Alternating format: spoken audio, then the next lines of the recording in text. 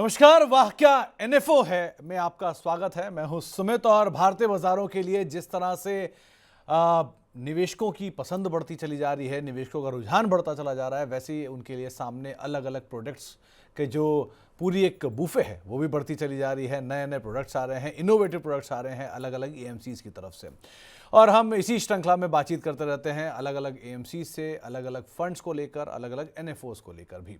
आज भी इसी श्रृंखला में हम बातचीत करने वाले हैं हेड इक्विटी यूनियन एएमसी के संजय बेम्बालकर सर से, और उनकी तरफ से भी एक नया फंड शुरू हुआ है जिसके ऊपर तो हम चर्चा करेंगे ही। संजय सर नमस्कार, स्वागत है कार्यक्रम में। पहले तो सर जो सिचुएशन सिनेरियो मार्केट की चल रही है, इस सिचुएशन सिनेरियो में नया फंड आप लोग लेकर आ रहे हैं, और वो भी खास तौर से उस तरफ जो कि सबसे फेवरेट है स्ट्रीट का, वो है गोल्ड को लेकर एक नया फंड लॉन्च होने जा रहा है। तो पहले तो यूनियन ईटीएफ के या यूनियन एएमसी के बारे में ही मैं जानना चाहूंगा आपसे, और फिर उसके बाद आपके गोल्ड ईटीएफ को लेकर किस तरह की डिटेल्स हैं। जी, thank you for having me. Union AMC आज एक लीडिंग एएमसी के दौर पर हम लोग उसको लेके जा रहे हैं। यूनियन एएमसी एक जॉइंट वेंचर है between the Union Bank of India and Japan Daiichi Life Holdings. ये दोनों का ये जॉइंट वेंचर है, एंड हम ऑलरेडी मार्केट में बहुत सारे products particularly on the equity side, hybrid side, debt side launch कर चुके हैं। ये हमारा पहला प्रोडक्ट है ऑन द कमोडिटी साइड, जहाँ पे हम union gold ETF and gold ETF fund of fund इनको लॉन्च करते हुए देख रहे हैं। तो संजय सर, क्योंकि इस समय जैसे जैसे बाजार में वोलेटिलिटी बढ़ रही है, सबको सेफ एसेट याद आने शुरू हो गए हैं, और सोने से ज़्यादा सेफ तो कुछ है ही नहीं, सबको पता है बात, और सोना ये दिखा भी रहा है, नए ऑल टाइम हाइस पे जाता हुआ दिखाई पड़ रहा है। सो ऐसा सिचुएशन नहीं अराइज हो रहा कि जैसे आपने ये ईटीएफ लॉन्च करने की बात की या ये फंड ऑफ फंड लॉन्च करने की बात की, यूनियन गोल्ड ईटीएफ लॉन्च करने की बात की, वैसे डिमांड साइड एकदम से स्पर्ट हो गई है, सबको लगने लगा कि हाँ ये आइडिया लॉन्च किया तब आपको लगा कि हाँ बहुत बढ़िया डिमांड आने वाली है आने वाले समय में, क्योंकि बाजार में इस समय बहुत ज़्यादा वोलेटिलिटी है और सबको गोल्ड पसंद आ रहा है। तो आपका आइडिया बिहाइंड दिस? या नहीं, थैंक यू।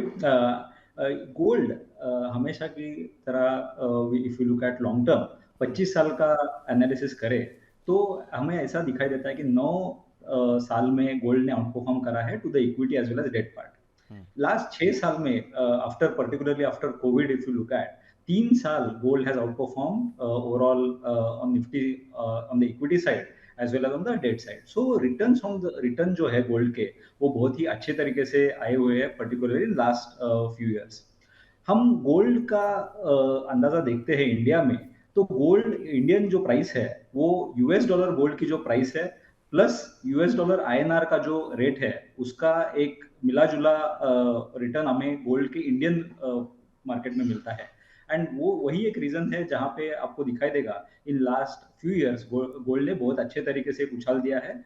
हमें लगता है कि गोल्ड को एक टैक्टिकल नजरिए से न देखते हुए एक स्ट्रेटेजिक डाइवर्सिफिकेशन के हिसाब से देखें, एंड दैट इज वाई हमें लगता है कि गोल्ड फंड एक अच्छा ऑप्शन इन्वेस्टर्स को रहेगा from their diversification perspective, and इसका इस्तेमाल मोस्ट ऑफ द पोर्टफोलियोज में, बहुत सारे पोर्टफोलियोज में एक अच्छे एलोकेशन के तौर पर किया जा सकता है। संजय सर, क्योंकि आप इतने सालों से बाजार में हो, डिकेड्स के एक्सपीरियंस है आपके पास म्यूचुअल फंड इंडस्ट्री का भी, आपने इक्विटी मार्केट का शेप एंड साइज दोनों बदलते देखा है पिछले 10 एक 15 एक 20 एक सालों में। सो इस सिचुएशन के अंदर गोल्ड की इंपॉर्टेंस कितनी बढ़ रही है? क्योंकि पहले ईटीएफ को लोग इतनी तवज्जो नहीं देते थे, लेकिन धीरे धीरे ईटीएफ का प्रचलन बढ़ा, फिर ईटीएफ से वो गोल्ड के अंदर भी आप पोर्टफोलियो में कंपलसरी हिस्सा बना कर रखने लग गए हैं, चाहे आप ईटीएफ फॉर्म में कह लीजिए या फिर म्यूचुअल फंड फॉर्म में कह लीजिए। सो ये जो शेप चेंज हो रहा है लोगों के पोर्टफोलियो में डाइवर्सिफिकेशन का, उसमें गोल्ड की इंपॉर्टेंस आप कितनी देख रहे हो? जी, हमें लगता है कि गोल्ड का एक बहुत बड़ा महत्वपूर्ण रोल रहेगा in the portfolios. If you look at last particularly geopolitical uncertainty जो बढ़ रही है वर्ल्ड में, और मैं अभी ब्लूमबर्ग पे यूएस इकोनॉमिक अनसर्टेनिटी इंडेक्स देख रहा था, जो भी अभी 500 के ऊपर चल रहा है। जब ये लास्ट टाइम 500 के ऊपर था, उस टाइम ग्लोबल फाइनेंशियल क्राइसिस थी, और कोविड का जो एरिया था, उस टाइम इकोनॉमिक अनसर्टेनिटी बहुत ही ज्यादा बढ़ गई थी। और हमारा एनालिसिस ऐसा बताता है कि जब ग्लोबल अनसर्टेनिटी बहुत बढ़ती है, जियोपॉलिटिकल अनसर्टेनिटीज रहती है, जब टैरिफ वॉर होते हैं, एंड जब इंटरेस्ट रेट में वोलेटिलिटी होती है, तो gold has always acted as a safe asset class. Hmm. जहाँ पे एक अच्छा डाइवर्सिफिकेशन के दौर पे गोल्ड हमेशा देखा जाता है, क्योंकि गोल्ड का जो कोरिलेशन है विथ रिस्की एसेट क्लासेस जैसे इक्विटी जैसे या डेट जैसे एसेट क्लासेस से, वो निगेटिव कोरिलेशन हम लोग ने एनालिसिस करके देखा हुआ है। हम्म। तो इसलिए it's a good diversification as a investor is concern. तो Sanjay sir, as a commodity gold को इस लेवल पर, जबकि ऑलरेडी अपने हाइस के आसपास पहुंच चुकी है, एक बढ़िया तेजी इसने दिखाई है, और जो आंकड़े भी आप कह भी रहे थे वो आंकड़े चल भी रहे थे कि कंसिस्टेंटली साइलेंट आउट परफॉर्मर रहा है। आउट परफॉर्मर तो रहा है, वो इतना इंपॉर्टेंट नहीं, लेकिन साइलेंट आउट परफॉर्मर रहा है, जब किसी को पता ही नहीं चला और धीरे से आउट परफॉर्म कर निकल गया। सो ऐसी सिचुएशन में gold as an asset class को एक आप बतौर म्यूचुअल फंड इंडस्ट्री के या फिर एक एएमसी, आप इसे कैसे देखते हो?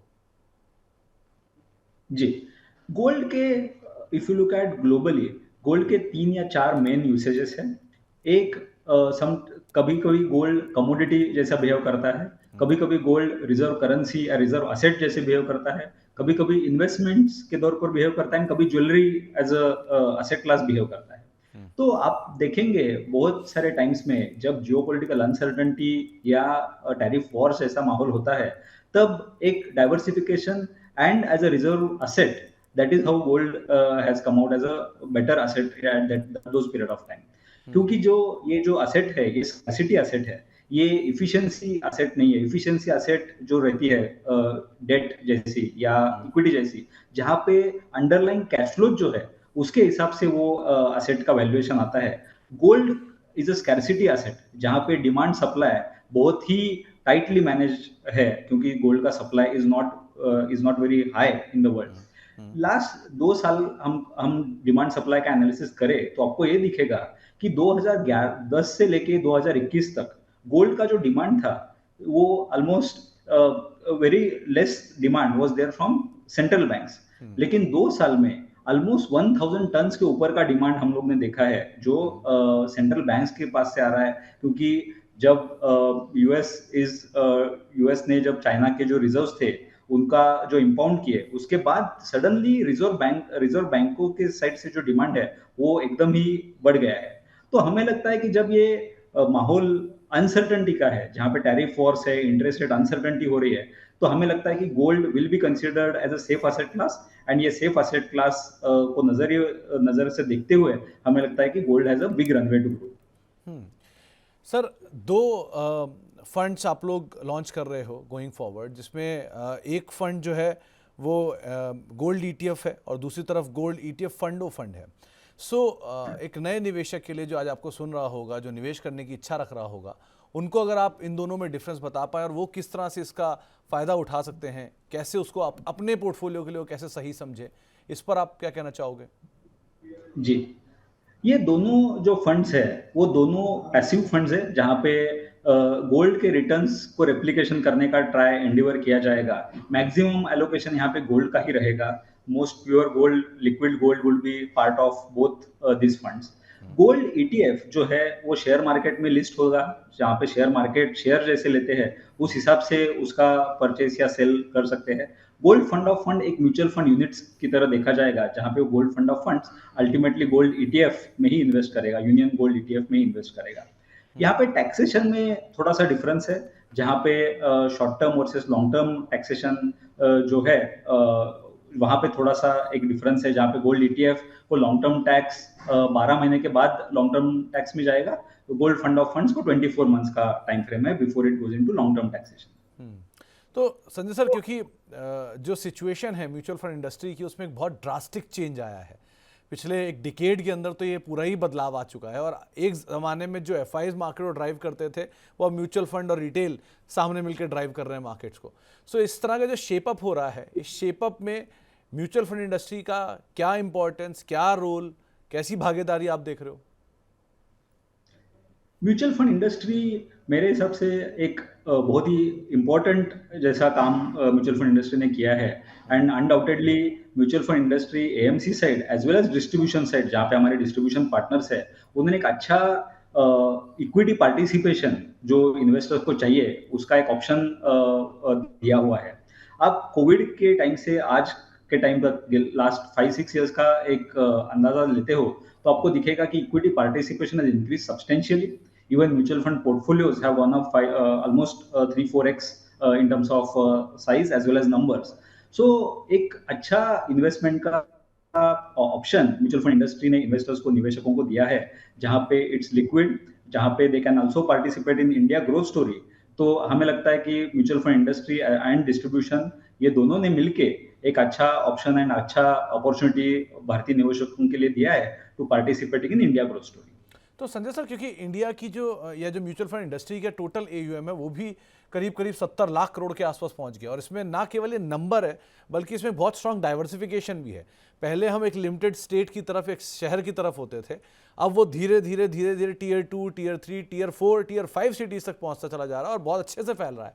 सो ये जो डाइवर्सिफिकेशन है एंड जो बड़ा एसेट बेस है, इसकी ग्रोथ स्टोरी आप कहाँ देख रहे हो? जी, हमें लगता है कि ये growth story is going to go long वे।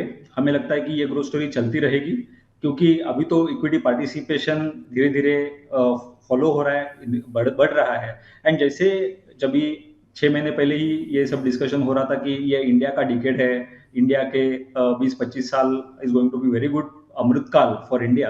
तो हमें लगता है कि even asset management industry will not fall behind and will be at the forefront of India growth story. हमें लगता है कि जो रेगुलेशन है, with in that regulation what asset management industry as well as distribution has done transparently, they have given these good options to investors.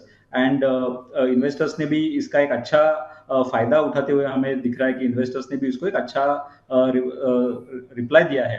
तो हमें लगता है कि growth story is going to continue for long. एक चीज और sir, लगातार FIIs Indian market में ऑफलोडिंग करते चल रहे हैं। धीरे धीरे वो 35% के आसपास की हिस्सेदारी घटते घटते 17% के भी नीचे चली गई है, एंड साइमल्टेनियसली डीआईज उनको जवाब दे रहे हैं। अगर आप आंकड़ा देखेंगे तो पिछले 1 साल 2 महीने में, यानी कि कल तक की डेट तक, करीब करीब 2,80,000 करोड़ उस समय और करीब करीब 1 लाख करोड़ इस साल में अब तक एफआईज बेच चुके हैं। यानी मोटा मोटा 3-4 लाख करोड़ की एफआईज की सेलिंग 2 सालों में आ चुकी है, और उसको भरपूर तरीके से डीआईज ने सपोर्ट दिया है। सो ये म्यूचुअल फंड की जो होल्डिंग है, जो संभाल रहे हैं बाजार को, ये कितना स्टेबलाइज कर रहे हैं इंडियन मार्केट को? अगर ये नहीं होते गिवन अ सिचुएशन, तो सिचुएशन क्या होती? DIIs have been big force. मैं एकदम सहमत हूँ आपसे कि डीआईआई ने बहुत अच्छा सपोर्ट इंडियन मार्केट को, इंडियन बाजार को दिया हुआ है। आप जनवरी का भी आंकड़ा आज ही आया है, आप देखेंगे तो even domestic participation as well as inflows have continued to rise, and this is a good sign. ये जो अच्छा साइन दिया है भारतीय निवेशकों ने कि they have good confidence, India के बाजार में उनका कॉन्फिडेंस बढ़ता हुआ, एंड उन्होंने एक अच्छा खासा पार्टिसिपेशन रेट रखा हुआ है। तो ये एक बहुत ही कॉन्फिडेंट रिप्लाई है फ्रॉम द डीआईएस साइड। हमें लगता है कि जब तक वोलेटिलिटी रहेगी एंड जब तक रुपी का डेप्रिसिएशन एंड डॉलर एप्रिसिएशन चलता रहेगा, तब तक ये माहौल थोड़ा ट्रिकी लग रहा है, क्योंकि एफआईआईज जो इंटरनेशनली निवेश करते हैं उनके लिए appreciating currency is also big variable. ये बजट में आप देखेंगे तो we have taken a controlled reduction in terms of fiscal deficit. Government is focused on overall inflows as well as outflows. तो हमें लगता है कि ये माहौल में over long period of time again FIIs will come back, and domestic investors का ये जो सप्लाई है वो पार्टिसिपेशन भी बढ़ता जाएगा। तो संजय सर, लास्टली, अब एक आम निवेशक अगर आपको आज सुन रहा है, तो सबकी पहली पसंद जो होती है, सबसे पहली पसंद वो उठाते हैं इक्विटी।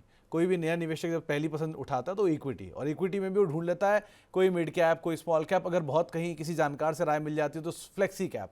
लेकिन एक आइडियल सिचुएशन में, आप क्योंकि फंड को संभाल रहे हो इतने समय से और हर तरह के निवेशक आपको मिलते होंगे, आइडियल सिचुएशन में उसका जो पोर्टफोलियो का बैलेंस होता है, उसमें गोल्ड कितना होना चाहिए, डेट कितना होना चाहिए, इक्विटी कितना होना चाहिए?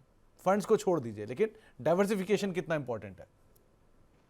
जी, हमें लगता है डाइवर्सिफिकेशन एक बहुत इंपॉर्टेंट वेरिएबल है, जो निवेशकों को उनके एडवाइजर्स के साथ डिस्कस करना चाहिए और उनको डिसाइड करना चाहिए कि उनका डाइवर्सिफिकेशन कितना होना चाहिए। हमारे हिसाब से गोल्ड का एलोकेशन 15 से 25% का जो गोल्ड एलोकेशन है एक निवेशक के लिए जरूरी है। जो कि मैं बता रहा हूँ कि जियोपॉलिटिकल अनसर्टेनिटीज है, टैरिफ वॉर्स हो रहे हैं, तो ये माहौल में 15 टू 25% एलोकेशन हम रिकमेंड करते हैं। और ये हम सिर्फ रिकमेंड नहीं कर रहे, हमारे मल्टी एसेट एलोकेशन स्ट्रेटेजी में भी देखेंगे तो हमारे मल्टी एसेट स्ट्रेटेजी एलोकेशन भी हम लोग ने 20 टू 23% एलोकेशन गोल्ड को रखा हुआ है। एंड इसलिए हम लोग बोल रहे हैं कि 15 से 25% का गोल्ड एलोकेशन डाइवर्सिफिकेशन के तौर पे होना चाहिए, and this should be strategic choice rather than tactical choice. नहीं तो बहुत बार ऐसा होता है कि जब मार्केट अच्छा चल रहा है तो डाइवर्सिफिकेशन, एसेट क्लास एलोकेशन थोड़ा पीछे हट जाता है। तो वो निवेशकों को डिसिप्लिन अप्रोच रखना चाहिए कि in the all the times of market आपका ये एसेट एलोकेशन आपको नजरअंदाज रखते हुए you have to allocate money. ये ज़रूरी भी था सर पूछना, क्योंकि बाजार में जब तेज़ी होती है तो किसी को गोल्ड याद नहीं आता, लेकिन जब मंदी होती है तो गोल्ड सबसे पहले दिखाई पड़ता है। इसलिए एलोकेशन में सबसे पहले गोल्ड को आप ज़रूर प्रेफरेंस दीजिएगा। इसीलिए वो एक जोक भी चल रहा है संजय सर, जो कि बाजार में उतार चढ़ाव है, आपका पैसा भले बनाओ ना बनाओ, लेकिन जो हाउस वाइफ है उन्होंने बहुत पैसा बना लिया, क्योंकि उन्होंने साइलेंटली बहुत सारा गोल्ड इकट्ठा कर लिया, जिसकी वैल्यू लगातार बढ़ रही है। बहुत बहुत शुक्रिया संजय सर हमारे साथ मौजूद रहने के लिए, और एक बार फिर से आपको बहुत बहुत शुभकामनाएं आपके दोनों नए फंड्स के लिए। उम्मीद करते हैं बढ़िया नंबर्स गोइंग फॉरवर्ड देखने को मिलेंगे, और गोल्ड का आउटलुक भी हमेशा चमकता रहेगा, और आपके फंड्स भी उस तरह से ही चमकते हुए दिखाई पड़ेंगे। बहुत बहुत शुक्रिया सर अपना समय में देने के लिए और हमसे बातचीत करने के लिए। तो फिलहाल वाकया एनएफओ को हम यही समेटेंगे। आप एक नया फंड सुन रहे थे, और हमारे साथ एएमसी से, यानी कि यूनियन एएमसी के हेड इक्विटी संजय सर भी हमारे साथ मौजूद थे, तमाम आउटलुक आपको दे रहे थे। और इसी के साथ ही हमारी इस खास पेशकश में इतना ही। आगे खबरों का सिलसिला बना रहेगा। नमस्कार।